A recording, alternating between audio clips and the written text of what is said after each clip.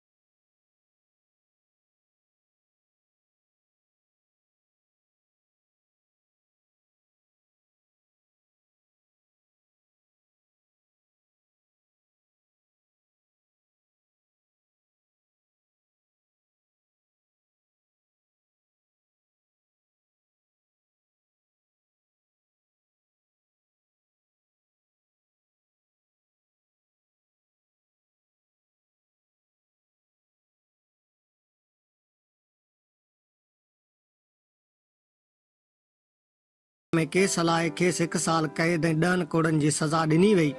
इन दौरान मथसि तमामु घणो तशदुद कयो वियो। आड़ा ॿेड़ियूं ऐं डंडा ॿेड़ियूं हणी खेसि पेरनि में बिजलीअ जा शाक पिणु हया विया। बशीर ख़ान जेल जे समूरे अरसे में निहायती बहादुरी जो मुज़ाहिरो कयो। अगस्त 1986 ईस्वी में सिंधी मुहाजर झेड़नि में 18 महीना सज़ा ॾेई खेसि लांडी जेल मोकिलियो वियो, जितां 1990 ईस्वी में आज़ादु थी ॿीहर सरगर्मियुनि में हिसो वरिताई ऐं गुल मोहम्मद जखराणीअ सां गॾिजी GSM तहरीक जो बुनियादु विझी कमु करणु लॻो। संदसि सरगर्मी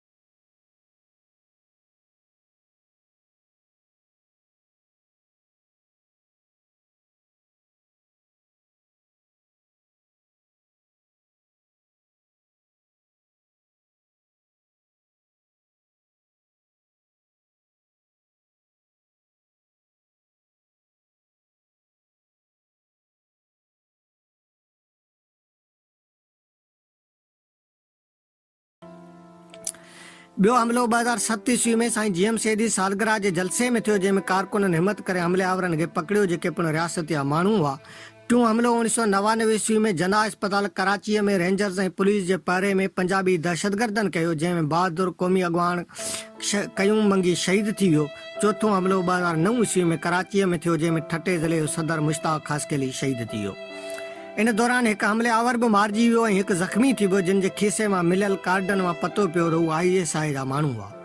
मारिजी वियल ऑन ड्यूटी मुलाज़िम हो। अहिड़ी तरह संदसि कराचीअ वारे घर ते बि केतिरा ई भेरा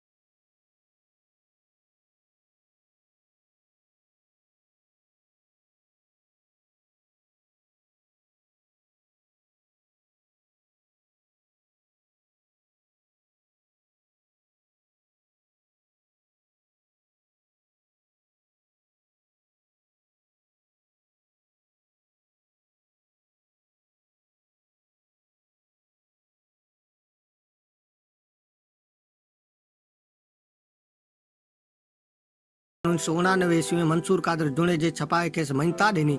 अहिड़ीअ तरह हिन सरकोश ऐं अॾोल इंसान जी ज़िंदगी जे सफ़र जी पुॼाणी 7 अप्रैल 2012 ईस्वी ते प्याले सां कराई वई।